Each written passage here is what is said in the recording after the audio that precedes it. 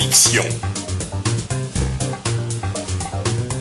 Bonjour amis auditeurs, chers téléspectateurs et amis internautes, bienvenue sur le plateau de Conviction. Aujourd'hui, nous avons le grand privilège de recevoir un homme qui a 3 casquettes. Il est à la fois avocat d'affaires, sénateur, mais surtout chef coutumier de la province du Kasaï occidental. Il s'agit de monsieur Emery Kalamba Wafwana. Avec lui, nous allons tenter de découvrir l'homme qui se cache derrière ces casquettes. À vous donc de vous forger une opinion. Maître Kalamba, bonjour. Bonjour. Alors, je suis un peu embêté parce que vous êtes avocat d'affaires, sénateur, chef coutumier, vous cumulez toutes ces casquettes. Mais aujourd'hui, évidemment, ce qui va nous intéresser, c'est l'homme qui se cache derrière ces casquettes. Alors, dites-moi d'abord, comment dois-je vous appeler? Maître, sénateur, monsieur le sénateur, ou chef tout simplement? Écoutez, appelez-moi comme vous voulez, je suis j'exerce en fait toutes ces 3 fonctions, mais quand je suis chez moi, on m'appelle moi Nangana, donc c'est le chef.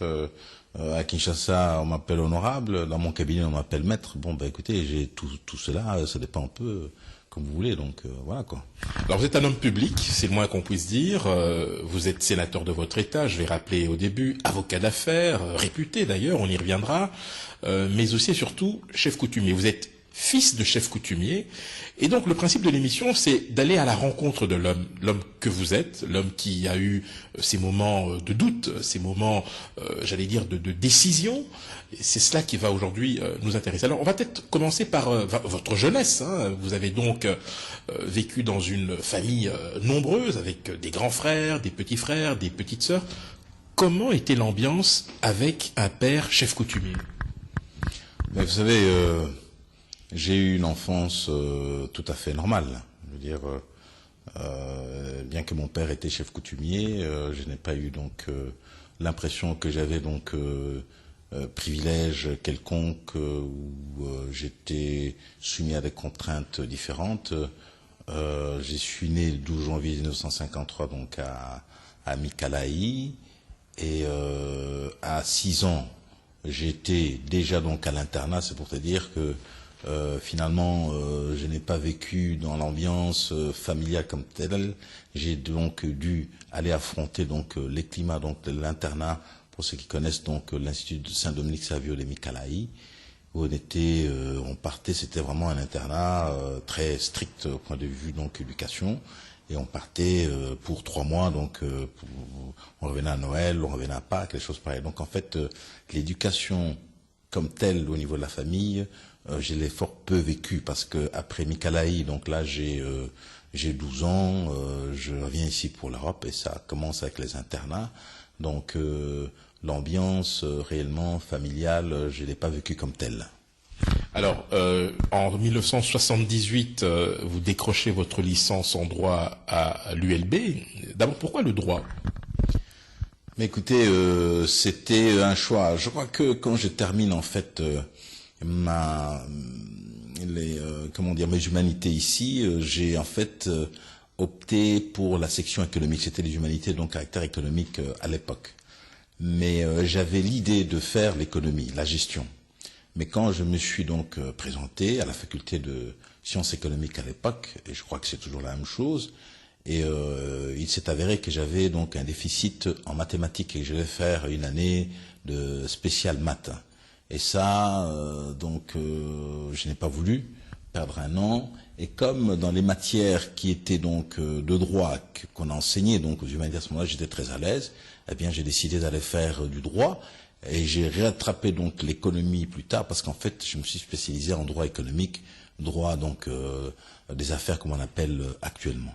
Alors c'était à Georgetown University, université prestigieuse. Je crois d'ailleurs savoir que vous devez être l'un des rares Congolais à avoir terminé dans cette université, en tout cas depuis ces longues années. Vous avez terminé en quelle année à Georgetown? Écoutez, je suis de la promotion de 85, parce qu'en fait j'ai fait une maîtrise en droit international des affaires. Donc j'étais à Washington à cette époque-là. J'ai travaillé dans un cabinet donc basé à Washington DC, et j'en ai profité pour faire ces diplômes. Donc j'ai fait ça sur 2 ans, de 83 donc à 85. Alors c'est à ce moment-là que vous vous décidez en fait à rentrer au pays pour embrasser la carrière qui est la vôtre aujourd'hui. Vous avez ciblé un segment particulier dans le droit ou bien c'était voilà les opportunités qui s'offraient à vous tout simplement? Non, vous savez, quand j'ai terminé mes études de droit, donc je sors de l'ULB en 78, et alors j'ai travaillé donc comme avocat et au barreau de Bruxelles en 78 pendant 1 an. Et à cette époque-là, évidemment, donc, j'avais pas beaucoup d'affaires. Et je faisais surtout donc le droit de l'immigration, beaucoup de prodéo donc à l'époque. Et vous pouvez imaginer que c'était pas terrible parce qu'en fait, j'avais du mal à joindre les deux bouts. Et puis j'ai eu la chance d'aller faire une formation à l'Académie de droit international de l'AE. Et là, je crois que c'était courant fin 78, 79. Et là, j'ai rencontré dans un de séminaire, un avocat de Suisse la famille Lalive. Et lui a commencé à nous parler donc d'un autre aspect du droit que les juristes donc qui va plaider les choses pareilles. En fait, c'était le droit des affaires, c'était les arbitrages. À l'époque, on parlait beaucoup des arbitrages libyens, et il a décrit cette profession comme étant autre chose que ce que j'avais donc vécu jusque-là. C'est à ce moment-là que je me suis décidé que je vais faire le droit des affaires. Et avec ça, une des premières décisions que j'ai faites, c'était de me dire il fallait absolument que je sois donc à l'aise en anglais, parce que sans ça, on ne pouvait pas donc évoluer dans ces domaines-là. Je suis parti aux États-Unis et puis tout s'est enchaîné après ça. Vous rentrez donc au pays, vous montez votre cabinet. Alors à ce moment-là, vous avez le sentiment d'être dans une sorte de pays où finalement le secteur a besoin d'innover en la matière. Quel est l'état de la situation à ce moment-là? Est-ce qu'il y a des opportunités déjà qui s'offrent à vous? Vous devez vous imposer? Comment se passent vos premiers pas sur place? Non, en fait, ça se passe pas directement comme ça. Je reviens après donc 6 mois aux États-Unis où j'étais faire donc l'anglais. Je reviens au Congo. C'est en 80-81, et là, en cherchant du travail, je tombe sur le seul cabinet américain qui existait à Kinshasa. À cette époque-là, c'était le cabinet Duncan Allen Mitchell. Et alors, Monsieur Pat Mitchell, qui était en fait le patron, me fait une proposition. Je suis engagé, il me fait d'ailleurs une offre qui était la meilleure du marché pour tout ce que j'avais vu. Et à ce moment-là, j'avais pris donc moi j'avais la décision d'aller faire une maîtrise aux États-Unis. Et Pat Mitchell m'a dit non, écoutez, si vous donnez satisfaction à votre travail, je vais vous envoyer aux États-Unis. Et alors j'ai fait 1 an donc dans les cabinets de Kinshasa, et il m'a dit bon, avant d'aller aux États-Unis, il faut qu'on vous teste, vous devez aller à Abidjan où le cabinet avait un autre bureau là-bas. Il me met entre les mains donc d'un autre donc des associés, Anne Talmadge, qui était quelqu'un de très dur, qui m'a beaucoup appris à écrire. C'est un type très strict, très rigoureux. Et j'ai passé 1 an donc à Abidjan, donc où j'ai travaillé. Ensuite, c'est comme ça que je suis parti aux États-Unis, et j'ai fait donc 3 ans, et je suis revenu au Congo. Et au Congo, donc, j'ai travaillé de nouveau avec les cabinets. Et en 87, je me suis lancé. Donc, j'ai quitté le cabinet pour fonder donc les cabinets Kalamba Associés, qui à cette époque-là s'appelait Kalamba et Lazoun.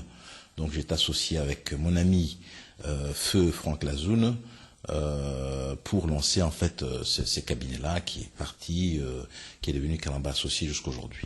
Alors nous allons y revenir, mais pendant ce temps, votre père est toujours chef coutumier. Alors comment ça se passe concrètement? Est-ce que vous vous tenez informé, vous vous tenez à l'écart? Quels sont vos rapports avec lui? Non, une fois que je reviens au Congo, j'ai des rapports assez intimes avec mon père, qui me sans donc, je voyais bien que sans me le dire, il me faisait confiance, il m'a confié quelques missions, il me prenait, il demandait quelques avis sur le plan technique, il m'a mené dans certaines réunions, il m'a mené notamment voir le maréchal Mobutu à l'époque, 3-4 fois d'ailleurs comme ça. Et puis d'ailleurs à titre de boutade, un jour Mobutu, alors qu'on était à Kawele, me regardera comme ça, froid dans les yeux, me disant toi tu veux remplacer ton père. Alors mon père s'est mis à rire, alors qu'en fait rien ne s'est passé. C'était déjà un peu, si tu veux, une forme d'initiation. Mais jusque-là, en fait, mon père ne dit rien, parce qu'il faut bien comprendre que chez les Bachilangais et les Loulois que nous sommes, la succession ne s'est fait pas selon une règle bien établie, comme la primogéniture, où c'est l'aîné. Donc la succession s'est fait donc au mérite. Donc le chef qu'il était n'a rien dit ni à personne qui allait donc être son successeur. Donc là, moi, je ne sais pas, je suis simplement donc un de ses fils et il me consulte plus pour donc mes connaissances du droit que pour autre chose. Alors, votre entrée en politique, je parle sous votre contrôle, hein, est-ce qu'on peut la situer à 1994 lorsque vous êtes nommé vice-ministre de la Justice? Alors à ce moment-là, qu'est-ce qui se passe dans votre tête? Mais écoutez, qu'est-ce qui se passe? Bon, vous regardez autour de vous, vous avez donc un bagage que vous avez acquis donc par cette formation dont nous avons parlé ici. Les choses se passent à ce moment-là. Les pays est en train de bouger. C'est en 90. On a suspendu la coopération avec le Congo. Mobutu doit libéraliser. C'est vraiment une période charnière où en fait les choses vont se faire et il y a des discussions qui se font. À ce moment-là, on suit ça de très près parce que c'est à l'époque où Tshisekedi monte, à l'époque où Mobutu essaie de résister à des choses pareilles. Et puis il y a ce gouvernement donc Biringwa qui est lancé. Et puis bon voilà, je me retrouve simplement parce que vous avez été approché. Oui, j'ai été approché, donc des gens qui me connaissaient, les notables chez moi. Je ne citerai pas de nom, mais enfin, ils ont dit bon voilà, il faudrait. C'est dommage, vous aiguisez ma curiosité. mais les notables, vous savez, les gens, les personnes qui étaient proches donc du impère, de chez moi. Bon, il fallait donc quelqu'un comme vice-ministre de la Justice. Donc en fait, ce que vous nous dites, c'est que les notables de la province se réunissent pour désigner celui qui va les représenter finalement. À l'époque, c'est comme ça que ça se passait, c'est-à-dire que Mobutu émettait des requêtes en disant bon voilà, écoutez, j'ai besoin de quelqu'un, donc un poste pour le Kassai occidental, vice-ministre et compagnie. Alors les notables qui étaient là du MPR, qui étaient autour de lui, vont chercher et puis écoutez, le fils du chef. Certainement que mon père a joué un rôle important donc dans ma désignation à ce moment-là. C'est comme ça que j'ai accepté dans ce poste de vice-ministre dans le gouvernement birindois. Je crois que ça a duré un an et demi. C'était une expérience intéressante, mais aussi ça m'a guéri de tous les, je dirais, les oripeaux du pouvoir et aussi ça m'a rendu humble dans le sens que, vous savez, j'ai compris que le pouvoir n'est intéressant que si vous êtes à même de pouvoir changer les choses autour de vous. Sinon, c'est une longue frustration. Donc j'étais bien content que, au bout d'un an et demi, ce gouvernement qui n'a pas fonctionné de manière efficace parce que il y avait le boycott. Vous savez, le boycott est solide. Hein. Moi, j'ai dit faites attention aux personnes qui négligent cela dans un pays comme le nôtre, qui a des relations qui est tournées vers l'extérieur, même sur le plan économique, mais sur le plan politique aussi. Si vous souffrez donc de ces boycotts, eh ben ça vous gèle complètement. Il y a des tas de choses qu'on ne pouvait pas faire. Ne fût-ce que même voyager. Je crois qu'on avait subi donc une sanction. Je crois que pendant tout le temps que j'étais ministre dans ce gouvernement birindois, je ne suis jamais sorti du pays, sauf l'Afrique du Sud. C'était très frustrant parce que il y avait des grandes réunions qui se font parfois à Genève, qui intéressaient donc mon ministère. Je ne pouvais pas y aller parce qu'en fait, on n'avait pas droit au visa. Et ça m'est resté, d'ailleurs, ça m'a collé jusque quand il y a la normalisation en 97. La première fois que je suis rentré aux États-Unis, écoutez, mon nom était sur la liste de personnes interdites d'entrer aux États-Unis. Il a fallu des interventions pour qu'on puisse enlever mon nom sur cette liste. Alors, nous arrivons à 97, mais petite parenthèse, puisque vous parlez des États-Unis, or il se trouve qu'une maison réputée, pour ne pas la citer, Chambers and Partners, qui fait généralement une identification des meilleurs cabinets d'affaires en Afrique, pays par pays, vous cite, votre cabinet, Kalamba Associés, comme étant le meilleur cabinet d'affaires du Congo, avec évidemment des éloges énormes, notamment le fait que vous soyez considéré comme le cabinet le plus sophistiqué, ayant une expérience éprouvée, notamment dans le secteur minier. Comment vous vivez-vous cette reconnaissance aujourd'hui? Écoutez, je ne veux pas faire le modeste, hein. Je crois que c'est quelque chose qui fait plaisir dans la carrière de quelqu'un. C'est vrai que vous avez donc énuméré les 3 casquettes que j'assume. Je suis chef coutumier. Quel est mon mérite? En fait, je ne suis que le fils de l'autre. Je suis sénateur, oui, j'ai été élu en 2006. Aujourd'hui, il y a un mandat qui a été prorogé, des choses pareilles, donc la part de l'implication personnelle est quand même moindre. Mais ici, c'est la reconnaissance d'un travail qui est fait au quotidien, d'un investissement qui s'est fait sur de nombreuses années et qui est reconnu par des gens qui ne sont pas des Congolais, qui sont à l'extérieur. Ça fait plaisir, je dois dire. Je crois que je suis très fier d'être arrivé là parce que ça fait effectivement la 3e année, parce qu'ils viennent de nouveau donc de nous contacter pour nous confirmer que donc pour l'année 2014, notre cabinet a été de nouveau donc confirmé comme étant donc le meilleur par Chambers and Partners, qui est en fait la revue la plus prestigieuse. Elle n'est pas américaine, elle est anglaise. Donc qui classe les avocats en fait sur une base, je crois qu'ils appellent les sociétés qui travaillent au Congo, ils consultent les cabinets d'avocats internationaux qui travaillent sur le Congo et puis posent des questions. Ainsi, c'est comme ça que ces classements est donc établi.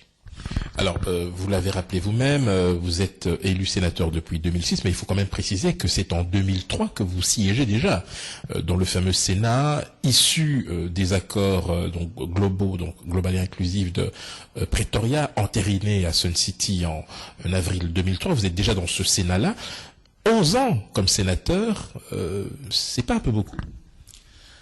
Ça dépend comment vous le voyez, hein. Je crois que, vous savez, les choses se passent quand il y a effectivement après les accords de Pretoria, on constitue en fait donc les nouveaux pouvoirs, il y a un Sénat. Là, je suis coopté donc comme sénateur, et là c'est 2002 à 2005, je pense. Et puis après ça, il y a les élections où j'y suis élu après une bataille quand même assez âpre. Donc et puis donc 2011, vous savez ce qui s'est passé. Il n'y a pas eu donc d'élection sénatoriale, mais la Constitution prévoyant que tant que donc un nouveau Sénat n'a pas été donc mis en place, le Sénat donc qui est là continue. C'est comme ça que je me retrouve sénateur depuis 11 ans. Mais voilà, ça je n'y suis pour rien. Je veux dire que c'est la Constitution qui me donne cette rallonge que je suis en train de vivre actuellement. Je ne veux pas rejeter cela parce que ça me permet quand même. Le Sénat, si vous vous renseignez donc sur la place de Kinshasa, vous verrez quand même c'est une institution qui a une certaine crédibilité, un certain poids. Et bien que la Constitution ne nous donne pas le pouvoir de sanctionner donc le gouvernement, mais je crois que avec son président donc Léon Kengo, il est parvenu à élever donc les débats, les travaux, les interpellations à un niveau tel que quand ça se passe mal pour un ministre au Sénat, c'est toute la ville qui en parle. Il y a une sorte de sanction morale qui est plus terrible encore que la sanction politique que nous n'avons pas. Alors, je tends la perche que vous me tendez, et forcément, en tout cas, je la prends de force et d'autorité. Vous avez parlé de la Constitution. Or, nous savons aujourd'hui que le débat récurrent aujourd'hui, c'est celui relatif à la révision ou à sa modification. Alors, vous allez me dire, est-ce que le chef coutumier que vous êtes a une opinion sur la question, ou est-ce que c'est plutôt le sénateur qui va s'exprimer? Mais écoutez, je vais vous dire sincèrement que le problème de la révision donc constitutionnelle a été fort politisé actuellement.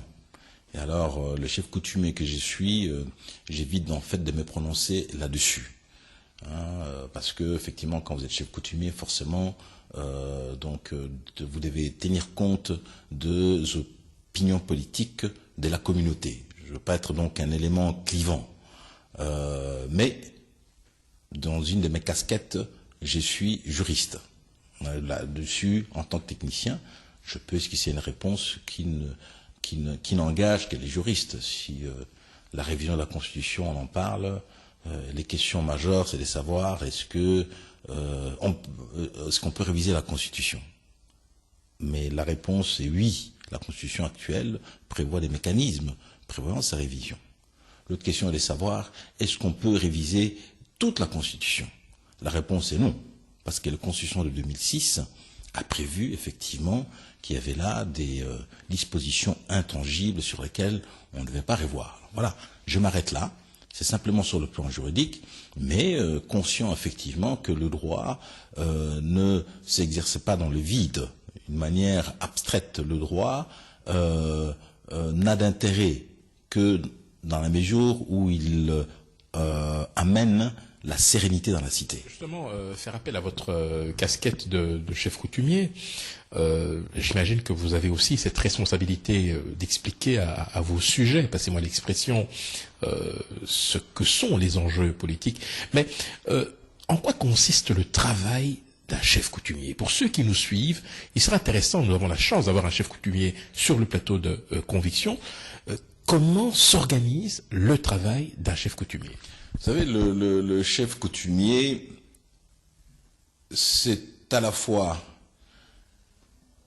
une autorité politique, c'est une autorité religieuse, c'est une autorité dans le sens que, bon, voilà, c'est le gardien des coutumes, c'est une autorité donc qui s'occupe de la sécurité, du développement, parce que si vous examinez donc la loi sur le pouvoir coutumier qui est donc actuellement en étude au Sénat, vous allez voir qu'en fait le chef coutumier est vraiment tout ce que je viens de vous dire là. Est-ce qu'on peut légiférer sur le travail, le mandat, le pouvoir des chefs coutumiers? C'est possible ça? Oui, non, ça a toujours été le cas. Écoutez, dès l'instant où nous avons eu en fait le pouvoir colonial, ben, ce pouvoir a essayé, donc on a essayé de légiférer. Pas toujours très bien, parce que la loi que nous avons examinée actuellement, nous avons donc rejeté donc la manière dont elle a été faite, notamment par les ministères de l'Intérieur. Nous avons demandé donc avec le Mwami Munongo d'aller voir un peu comment ça se passe dans d'autres pays comme l'Afrique du Sud, le Togo et compagnie. Nous avons ramené en fait des propositions que nous espérons donc que les Sénats vont pouvoir suivre. Tout le problème en fait c'est que quand je vous dis en fait les obligations des chefs que je viens d'énumérer et compagnie, elles sont tout à fait théoriques. Hein. Parce que le chef qui fait tout ça, si vous allez dans n'importe quel petit village, vous allez voir effectivement que sans moyens, le chef coutumier recevra donc, c'est lui qui va trancher les problèmes qui se posent au niveau de la cité, c'est lui qui va quand il est un peu... Et au niveau foncier par exemple? Au niveau foncier, là c'est le véritable problème que nous avons actuellement. Le niveau foncier, c'est que les chefs coutumiers ont été spoliés. C'est-à-dire que, vous savez, quand l'autorité coloniale arrive, en fait, nous sommes spoliés de nos terres. Donc, avec les sociétés à Chartres, la Gécamine, l'Amiba, ailleurs, on nous dépouille de nos terres. Quand l'État indépendant arrive, c'est la fameuse loi Bakajika, la loi de 67, le sol et le sous-sol appartiennent à l'État. Aujourd'hui, vous avez en fait ces chefs-là que nous sommes, réduits à toucher donc l'équivalent de $30 le mois, pour exercer toutes ces missions dont je viens de vous parler ici, $30. Les chefs coutumiers dans son village, mais il ne dort pas parce qu'on peut venir chez les chefs à tout moment. Moi, quand je suis à Kananga, ma porte est ouverte. Et les gens peuvent venir à tout moment quand ils ont des problèmes de toute nature, des enfants malades, des problèmes à la chasse, des problèmes d'adultère, tout ça, ils viennent nous voir. Et quels sont les moyens qui sont à votre disposition pour régler tout ça? Très peu de choses. C'est pour ça que ça m'a poussé aussi, si vous voulez, à ces niveaux-là, à vouloir exercer des pouvoirs comme donc celui des sénateurs, où je peux ramener donc mon expertise pour essayer un peu d'influencer les choses au niveau du gouvernement central.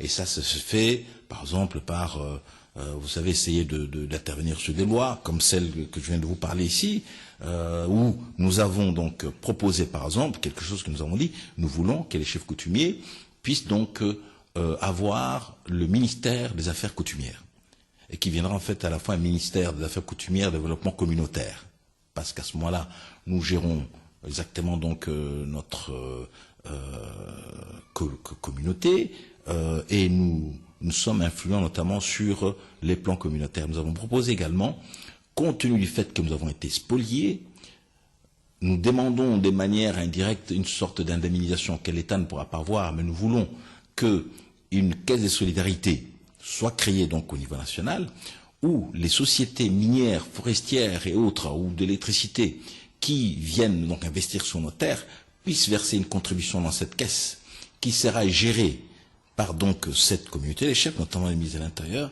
de manière à ce que des projets puissent être donc effectués sur le projet soumis par les chefs coutumiers à la base. Parce qu'actuellement, vous pensez bien que ça ne va pas. Quand on dit notre pays est un État faible ou un État manqué, c'est parce qu'effectivement, si vous sortez des villes, il n'y a plus d'autorité. C'est lui qui est là, c'est lui qui exerce le pouvoir, même à son niveau, c'est le chef, sans moyens. Alors, nous arrivons au terme de notre émission. En tant que chef coutumier, quel message pourriez-vous délivrer à l'attention justement de celles et ceux qui, d'une certaine manière, comptent énormément sur vous pour pouvoir vous réapproprier leurs problèmes? Vous savez, je vais vous étonner et dire quelque chose qui, à mon avis, est primordial. Je crois qu'un des problèmes de notre pays actuellement et de pas mal de pays africains, c'est de ne pas avoir réussi la synthèse entre nos traditions et les modernismes. Je crois que tant que nous ne serons pas revenus à nos réalités, parce qu'en fait, si vous voyez dans le monde rural, dans nos villages, il y a une forme de gouvernance. Si on parle de la bonne gouvernance, c'est des choses pareilles. Je vous mets au défi d'aller trouver un village dans lequel le chef peut se permettre de prendre l'argent, mettre dans la caisse et puis aller s'installer ailleurs. Je vous mets au défi de trouver un village dans lequel les décisions sont prises uniquement par le chef. Dans la manière dont s'exerce le pouvoir au niveau de chef et compagnie, le chef recourt à la palabre, qui est donc un processus assez donc subtil par lequel les décisions sont prises. Le chef, souvent on dit que nous sommes le porte-parole. Il n'y a pas un chef qui ne peut ne pas tenir compte de la majorité. Quand donc ces conseils se réunissent et des choses pareilles, il y a donc des tas de procédures, des prises de décisions, de la gestion de la chose publique qui sont propres donc à notre culture, à nous, qu'on n'est pas parvenu à imposer au niveau donc national. On n'est pas parvenu en fait à réussir cette synthèse comme d'autres pays, comme le Japon, qui ont gardé à la fois la tradition et le modernisme, et ça le permet de pouvoir. Ici, nous avons oublié que nous avions en fait notre conception du pouvoir qui est le pouvoir coutumier. Et tant que le Congo ou d'autres pays africains ne sont pas revenus à cette réalité-là, eh bien, écoutez, on va continuer à patauger avec des leaders qu'on ne reconnaît pas, avec des leaders qui sont tout à fait irresponsables, avec des personnes qui n'ont aucun sens du pouvoir. Le pouvoir, c'est quelque chose, ça se prépare. Si vous voyez les pays européens, ils ont des traditions leurs traditions à eux, des pouvoirs qui sont connus, il y a des gens qui sont nés là-dedans, et ainsi de suite. Et je pense que pour ce qui est donc du Congo, je suis d'avis qu'il faudra que nous revenions donc à notre base, à notre conception donc du pouvoir, à notre conception de la prise de décision. Je vous donne simplement un exemple. Si vous allez dans un tribunal chez nous, vous devez trancher donc un cas, vous ne verrez jamais qu'il y a celui qui a gagné, celui qui a perdu. Il y a toujours une balance. On n'humilie jamais dans la prise de décision, on n'humilie jamais qui que ce soit. Même les crimes les plus terribles qui peuvent ici sont toujours réglés de cette manière-là. Le chef, ce n'est pas quelqu'un qui prend des décisions tout seul. Le chef, c'est quelqu'un qui écoute. Souvent, le chef est le porte-parole. Le chef ne peut pas se permettre d'aller à l'encontre de ce qu'il a. D'ailleurs, généralement, il parle le dernier, c'est parce qu'il doit écouter ce qui s'est dit. Il doit savoir exactement quelles sont les tendances, de manière à savoir qu'au moment où il conclut, il ne va pas se mettre donc à l'encontre. Ce sont ces valeurs-là qui, à mon avis, demandent à être récupérées pour assurer la stabilité donc dans notre pays, parce que toute personne, quand il naît, il n'y a pas un Congolais qui n'a pas un chef. Quand vous naissez, le premier pouvoir que vous rencontrez, c'est le pouvoir du village. Il faut que, si on vous impose un ordre qui est loin de ce pouvoir-là, eh bien vous êtes perdu.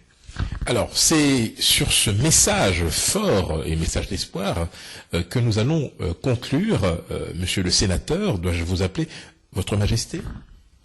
Bah écoutez, si vous m'appelez Mwanangana, c'est suffisant. Vous savez, Majesté, encore une fois, vous m'appelez Mwanangana, c'est tout ça. En plus, le nom de Kalamba, Kalamba, ça veut dire grand chef. Vous savez ça, j'importe le nom. Donc, Majesté, c'est en fait superflu. Appelez-moi Mwanangana. Merci. Merci infiniment de nous avoir accordé la primeur pour cette interview. Merci surtout pour votre disponibilité. Merci beaucoup. Merci de m'avoir permis de vous adresser donc à vos téléspectateurs. Et je vous félicite pour ce que vous faites pour faire connaître un peu donc les réalités du pays à la communauté, donc la diaspora, comme on aime bien le dire. Je vous remercie. J'espère que vous avez eu l'opportunité de vous forger une opinion sur notre invité, maître Emery Kalamba Wafwana, sénateur, mais également chef coutumier. Nous allons donc continuer sur Radio Mboté, la voix de la diaspora africaine, de vous tenir informé de la marche du monde, et ce, en vous fixant rendez-vous à la fois prochaine.